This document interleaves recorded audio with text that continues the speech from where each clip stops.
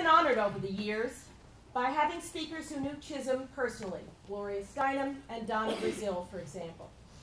This year, words are inadequate to express how thrilled we are that Professor Anita Hill is our keynote speaker.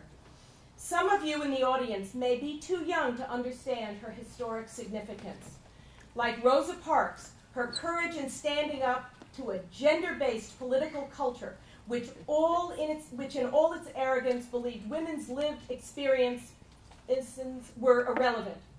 Her courage galvanized hundreds of thousands of women to follow her example. Who can forget that iconic moment when Barbara Boxer, also a Brooklyn College alum, led the all-female congressional delegation up the Capitol steps demanding that the charges of sexual harassment deserved a serious investigation. As a result, more women ran for and were elected to higher office. Emily's List took off, and another extraordinary organization, African American Women in Defense of Our Lives, organized conferences and events to speak about the triple attack on women of color.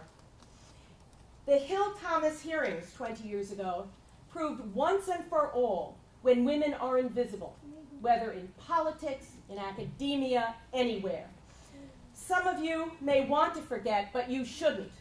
Those hearings, those clueless, tone-deaf senators, even those who thought they were Anita Hill's supporters, as they stuttered, stumbled, ranted and raved, not knowing how to deal with the very serious issue of sexual harassment.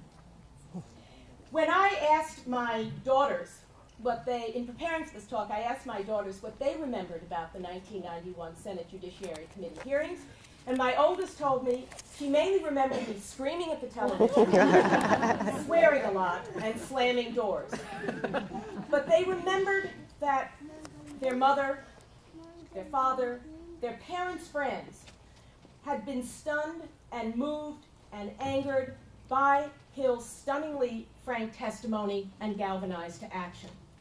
But, like Rosa Parks, whose long history of activism has been erased from the history books and from the common narrative, we all know Rosa Parks was not just a tired seamstress. Like Rosa Parks, Anita Hill had a long and distinguished career before 1981. A graduate of Yale Law School in 1980, she was the first African-American tenured law professor in this country. At the University of Oklahoma. Oh, sorry, not in the university. At the University of Oklahoma. Excuse me. Doesn't matter. Correct the record. Some people pad their resumes. At the time of the hearings, there were only 5 or 6 women of color who were also professors of law. Today, she is a professor of social policy, law, and women's studies at Brandeis University. She is the author of Speaking Truth to Power, which detailed her experience at Clarence Thomas's Supreme Court confirmation. She serves on the board of the National Women's Law Center and on the board of trustees of Southern Vermont College.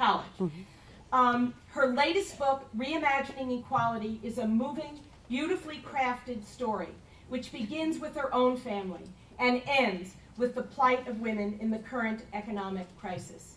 Anita Hill, we believed you in 1991, and we believe you today. All of us owe you tremendous thanks, and it is with such pride, pleasure, and everything else I introduce Anita Hill.